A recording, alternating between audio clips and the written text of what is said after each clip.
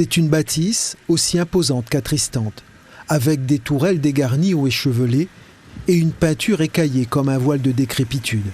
À l'avant, dans la cour, un angelot en mal d'eau et de vie se désespère de rouille.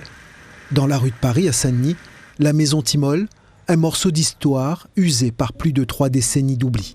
Le temps a fait son œuvre, donc le manque d'entretien a fait qu'elle a pourri en grande partie, donc il y a plein de choses qui ne sont pas récupérables, mais les planchers, qui sont aujourd'hui des planchers historiques et d'époque, si on peut effectivement les récupérer, les réaffecter à d'autres utilisations, c'est ce qu'on essaiera de faire au maximum. À quelques dizaines de mètres du jardin de l'État, la maison Timol semble rester debout par habitude. Elle est située ici depuis 1776 par la volonté de Geneviève Prado.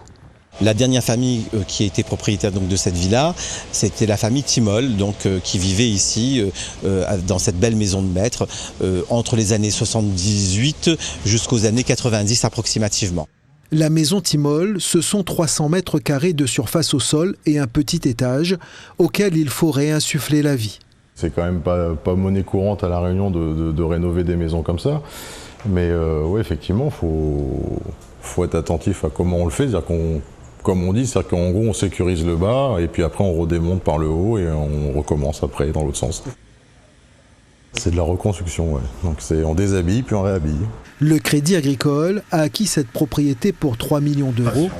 Nous jouons ici pleinement notre rôle de façonneur de territoire. Et s'apprête à injecter 2,5 millions encore pour faire revivre ce patrimoine posé sur 2300 mètres carrés de terrain. On a hésité sur un projet qui concerne plutôt le tourisme, mais finalement aujourd'hui par rapport à l'offre qui s'est quand même très étendue, on est plutôt dans une projection de faire des locaux professionnels. Si en plus on peut, parce qu'à ce moment-là on ne savait pas si on aurait l'autorisation ou pas, donc il faut être très modeste, avoir une petite contribution pour les Dionysiens en permettant la construction d'un immeuble qui permet d'héberger un certain nombre d'appartements, on va le faire. Les travaux dureront jusqu'à fin 2027. La maison retrouvera une nouvelle jeunesse, l'année de ses 251 ans.